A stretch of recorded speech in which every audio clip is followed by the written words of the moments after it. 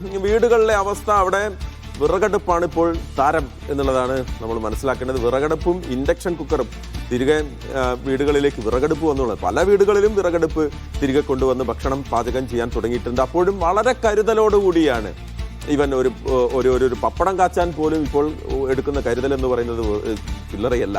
കാരണം ഇത് കഴിഞ്ഞു പോയാൽ എന്ന് കിട്ടും എന്നുള്ള ഒരു അറിവില്ലാത്തത് കൊണ്ട് തന്നെ വളരെ കരുതലോടെ മുന്നോട്ട് പോവുകയാണ്. അപ്പോൾ പശ്ചിമേഷ്യയിലെ സംഘർഷം നമ്മളെ വീടുകളുടെ അടുക്കളയിലേക്ക് കൂടി എങ്ങനെ എത്തി എന്നുള്ളത് നമ്മൾ നേരിട്ട് അനുഭവിക്കുന്ന ഒരു സമയമാണ്. ഇടുക്കിയിലേക്ക് പോവുകയാണ്. അവിടെ മുഹമ്മദ് ആഷിഖ് നമുക്കൊപ്പം ചേരുകയാണ്. ആഷിഖ്, നമ്മൾ തുടക്കത്തിൽ ഞാൻ പറയുകയായിരുന്നു പല വിഭവങ്ങൾ. ഇപ്പോൾ ഇന്നലെ തന്നെ ഞങ്ങൾ കണ്ണൂരിലേക്കുള്ള യാത്രക്കിടയിൽ പല ഹോട്ടലുകളിലും ചെന്നപ്പോൾ ചായയില്ല. കാരണം സമോവറിൽ നിരന്തരം ഇത് കത്തിച്ചിടണമല്ലോ, അതുകൊണ്ട് ചായയില്ല. ഇൻഡക്ഷൻ കുക്കറിൽ കട്ടൻ ചായ വേണമെങ്കിൽ തിളപ്പിച്ച് തരാം. പല ഹോട്ടലുകളും പല വിഭവങ്ങളും കട്ടാക്കി. അതിനപ്പുറത്തേക്ക് പല ഹോട്ടലുകളും നിശ്ചലമായി നിന്നുപോയ സാഹചര്യം കൂടിയുണ്ട്. അപ്പോൾ എന്താണ് ഇടുക്കിയിലെ സാഹചര്യം? എന്താണ് ഇതിപ്പോൾ അതിരൂക്ഷമായി തന്നെ മുന്നോട്ട് പോകുന്ന സാഹചര്യം തന്നെയാണ് അവിടെയും ഉള്ളത്?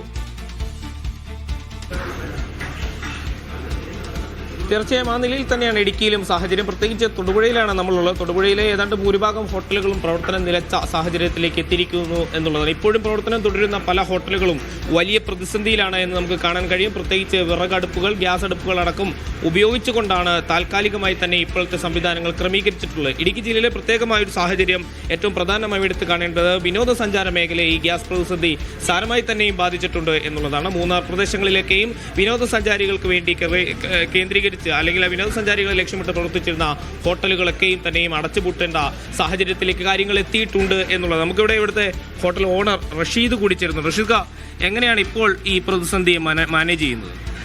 നമുക്ക് വിറകടുപ്പുണ്ട്. വിറക് നമ്മൾ കുറച്ച് കാര്യങ്ങളൊക്കെ അറേഞ്ച് ചെയ്യുന്നുണ്ട് വിറകിൽ. പിന്നെ ഗ്യാസിൻ്റെ പ്രശ്നം ഭയങ്കര രൂക്ഷമാണ്. കിട്ടുന്നില്ല, സാധനങ്ങൾ കിട്ടുന്നില്ല. വിറകടുപ്പ് പണിയാനായിട്ട് പണിക്കാർ തയ്യാറല്ല. ഐറ്റംസ് കുറച്ചിട്ടുണ്ട്. ചൈനീസ് ഐറ്റംസ് നമ്മൾ ചെയ്യുന്നില്ല. പിന്നെ മെയിനായിട്ടുള്ള കേസ് എന്ന് പറഞ്ഞാൽ പണിക്കാർ നിന്ന് പണിയാൻ തയ്യാറല്ല. ഈ മേഖലയിൽ ഗ്യാസ് ഇല്ലാതെ പണിക്കാർ നിൽക്കുന്നില്ല. അതാണ് ഏറ്റവും വലിയ പ്രശ്നം. ഈ വിഭവങ്ങളുടെ വില വർദ്ധിപ്പിക്കാൻ നിർബന്ധിതമാവുന്ന സാഹചര്യമുണ്ടോ? ചെറുതായിട്ട് വർദ്ധിപ്പിക്കാൻ സാഹചര്യമുണ്ട്. അല്ലാതെ പിന്നെ ഈ വേറൊരു പ്രതിസന്ധി എന്ന് വെച്ചാൽ ഈ അന്യസംസ്ഥാന തൊഴിലാളികളുടെ അവിടെ ഇലക്ഷനുമായിട്ട് ബന്ധപ്പെട്ട് എല്ലാവരും ഇവിടുന്ന് പോകുന്നൊരു സാഹചര്യമുണ്ട്. അപ്പോൾ നമ്മൾ ഒന്നോ രണ്ടോ പണിക്കാരെ അഡ്മിറ്റ് ചെയ്യുമ്പോൾ അവർ നമ്മളോട് ഓൾറെഡി സാലറി കൂടുതലാണ് ചോദിക്കുന്നത്. അവർക്കും അറിയാലോ, കുറച്ച് പേര് ഈ ഷോപ്പിൽ നിന്ന് തന്നെ 9 പേര് പോയി. അപ്പോൾ ആ സാഹചര്യം വരുന്നവർക്കും അറിയാലോ. അപ്പോൾ അതുകൊണ്ട് അവരത് സാലറി ഇപ്പോൾ 600 രൂപക്കാരൻ 900 രൂപ ചോദിക്കണേ. അപ്പോൾ അങ്ങനെ സാഹചര്യങ്ങളും ഉണ്ട്. തീർച്ചയായും മഹേഷ്, അതാണ് കേവലമായ ഒരു ഗ്യാസ് കിട്ടാനില്ല, അതുകൊണ്ട് അടുപ്പ് കത്തിക്കാൻ കഴിയില്ല എന്നുള്ള കേവലമായ പ്രശ്നത്തിനപ്പുറം പല തലങ്ങളിലേക്ക് ആ പ്രതിസന്ധി വളരുന്നുണ്ട് എന്ന് നമുക്കത് കാണാൻ കഴിയും.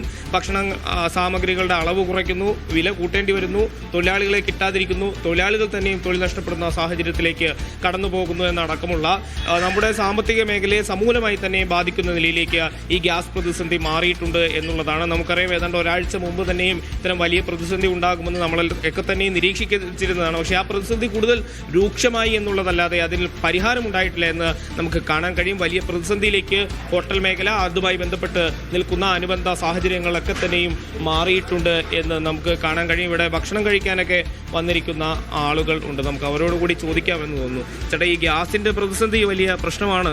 എങ്ങനെയാണ് അത് നമ്മുടെ നാട്ടിലൊക്കെ ബാധിച്ചിട്ടുണ്ടോ? അങ്ങനെ നല്ലപോലെ ബാധിച്ചിട്ടുണ്ട്. വീട്ടിൽ ഗ്യാസ് കിട്ടാൻ ബുദ്ധിമുട്ടാണ്. അതെ അതെ. എങ്ങനെ ക്യൂ നിന്നോ? ക്യൂ നിന്നില്ല. നിൽക്കേണ്ടി വന്നിട്ടില്ല. പോകേണ്ട തൽക്കാലം. ഈ കരിഞ്ചന്തയിലൊക്കെ ഗ്യാസ് കിട്ടുന്നത് വ്യാപകമായിട്ടുണ്ടോ? ഞങ്ങളുടെ നാട്ടിലില്ല. ഞാനിവിടെ അല്ല, കുറച്ച് ഇച്ചിരി അകലെയാണ്. ഞങ്ങളുടെ നാട്ടിൽ ഇതേവരെ കരിഞ്ചന്തയായിട്ടില്ല. എങ്ങനെ വലിയ പ്രതിസന്ധി ഉണ്ടോ? ഗ്യാസ് കിട്ടാനില്ല? കിട്ടാനുള്ള പ്രതിസന്ധി ഉണ്ട്. പക്ഷേ വീട്ടിലിപ്പം വീട്ടിലുള്ളവർക്ക് നമ്മൾ നേരത്തെ ബുക്ക് ചെയ്ത് വെച്ചുകൊണ്ട് അത് തീരുന്നിടം വരെ കുഴപ്പമില്ല. അത് കഴിയുമ്പോഴത്തെ സ്ഥിതി എന്താണെന്ന് പറയാൻ പറ്റില്ല. ഹോട്ടലുകളൊക്കെ മുന്നോട്ട് കൊണ്ടുപോകാൻ വലിയ പ്രതിസന്ധിയിലായി. ബുക്കാർ വെള്ളമെല്ലാം പൂട്ടി.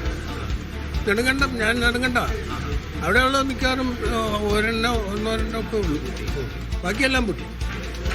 അല്ലാതെ തന്നെ ചെയ്യാൻ പറ്റും. മഹേഷ് അവർ പറയുന്നത് അവരുടെ നാട്ടിലെ കാര്യമാണ്. ഇപ്പോൾ നെടുങ്കണ്ടംകാരനാണ്, പ്രത്യേകിച്ച് ഇടുക്കിയുടെ ഹൈറേഞ്ച് മേഖലയിൽ നിന്നുള്ള ആളാണ്. അവിടെയൊക്കെ തന്നെയും ഈ ഗ്യാസിന്റെ ലഭ്യതക്കുറവ് മൂലം ഹോട്ടലുകൾ പൂർണ്ണമായും അടച്ചുപൂട്ടുന്ന സാഹചര്യത്തിൽ എത്തിയിരിക്കുന്നു എന്നുള്ളതാണ്. തൊടുപുഴ നഗരത്തിലും എടുത്ത് പരിശോധിച്ചാൽ ഭൂരിഭാഗം ഹോട്ടലുകളും അടച്ചു കഴിഞ്ഞിരിക്കുന്നു എന്ന് നമുക്ക് കാണാൻ കഴിയും. പ്രതിസന്ധി ഏറ്റവും വേഗത്തിൽ പരിഹരിക്കണം എന്നുള്ള ആവശ്യമാണ് ജനങ്ങൾ മുന്നോട്ട് വെക്കുന്നത്. മഹേഷ്, മുഹമ്മദ് ആഷിഖ് പറയുന്നത് വളരെ വാലിഡ് ആയിട്ടുള്ള ഒരു കാര്യമാണ്. കാരണം നമ്മൾ കേവലം ഭക്ഷണം ഉണ്ടാക്കുക, അത് കഴിക്കുക, അത് കുറച്ചു കൊണ്ടുവരുന്നു, അളവ് കുറയുന്നു, ഭക്ഷണത്തിന്റെ വിഭവം കുറയുന്നു എന്നതിനേക്കാൾ അപ്പുറത്തേക്ക് നമ്മുടെ ദൈനംദിന ജീവിതത്തിലേക്ക് കൂടി ഈ പ്രതിസന്ധി നീളുകയാണ്.